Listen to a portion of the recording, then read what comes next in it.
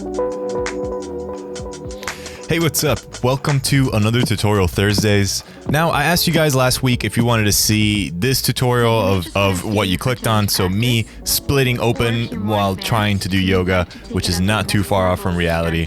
So I asked you to pick between this effect and me punching the palm tree effect, and you guys didn't really vote, so I guess I'm just gonna go with this one. Also, do me a favor and subscribe if you haven't yet. All right, now let's learn how to do this. So right off the bat, one of the most important things to this effect, and honestly most other effects, is a little bit of the setup.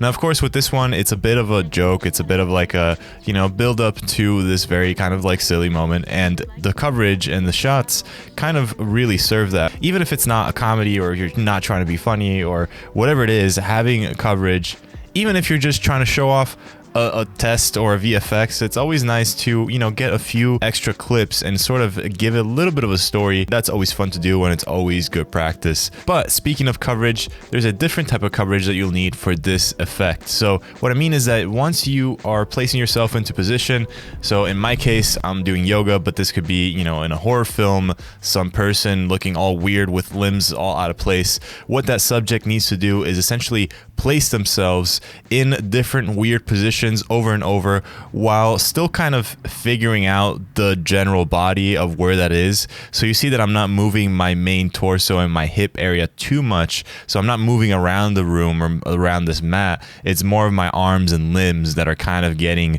rotated in different positions, so that then we can combine all of those and get the final effect.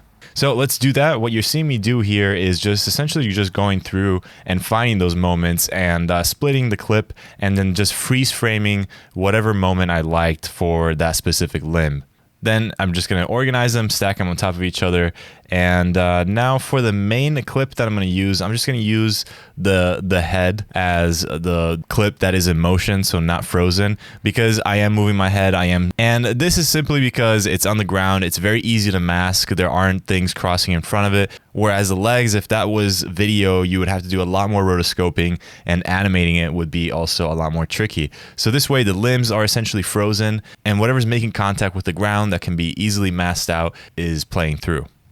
Now, when you are making these sort of cuts and you're trying to make this mosaic of human limbs, sometimes you'll have some gaps. Sometimes not everything is going to match up perfectly. So what you want to do in those cases is just duplicate your footage, get other portions of your footage to where you can be in a position that can fill in those gaps.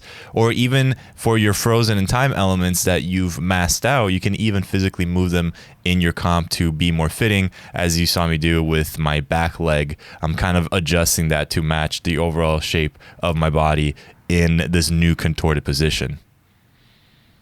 So I decided to expand a little bit more on the mask around the head, just to simplify things a little bit more. You can see that I also just decided to leave my left arm, I guess, or right, as a real arm, so it's moving, so it's not just like the weird freeze frame. And I think this helps a little bit because it's interacting with the light a little bit more, and also it gives us more room to cover up sort of those gaps that we were getting earlier. Now, one last thing that I needed to do as far as gap is getting a clean plate of right before I sort of put my hand down where you can see a little bit of the carpet. And I'm just going to freeze frame that and use that to patch up that last bit of area around the hand. Then after that, you just need to make some final adjustments and feather out the masks so that everything is blending in together nicely. Again, just give it a quick final look and make sure that everything is looking all right.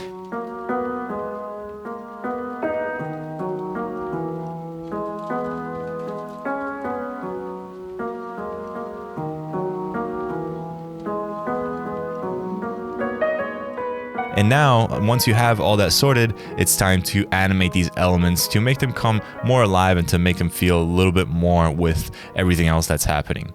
So what I did is I kept it very basic. All I did is I made sure that my pivot points were around where the limb is attached to the body. So I want to make sure to remove those so that when I'm rotating, it's not just rotating around itself or doing anything weird. It's actually rotating around that pivot point that would make sense for that limb.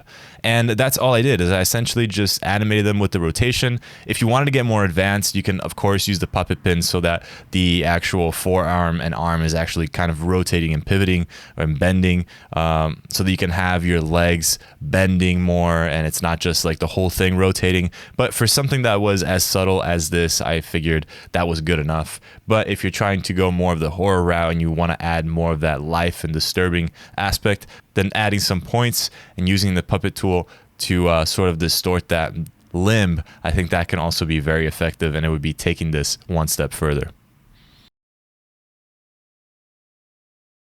There you go. That's pretty much what I did for this. Once you know these tools, you can apply them in so many different ways, and you can accomplish so many different effects with just what we covered today. So I hope you enjoyed this tutorial. Yeah, let me know if you want to see that super punch of the palm tree. There's some interesting stuff there. It's not a perfect effect. These are all just very quick and dirty, just to get a point across on the video that, by the way, is called I Fell Off. So go ahead and check that video out. That was a lot of work, and I just wanted to bring a lot of honesty to the channel, and I'm just kind of starting to open up more about things that I've never actually talked about. So if you're interested in that and following that progress and just me sort of exposing myself and the journey that I've taken on this platform as a creative and as a filmmaker, then be sure to check that video out. And I am rambling, so I'm going to wrap it up. But one last thing I will mention is that if you have purchased the Vintage Light Effects Pack, your support so far means so much. So if you are genuinely interested and it's something that you could use, then by all means, go ahead and purchase it,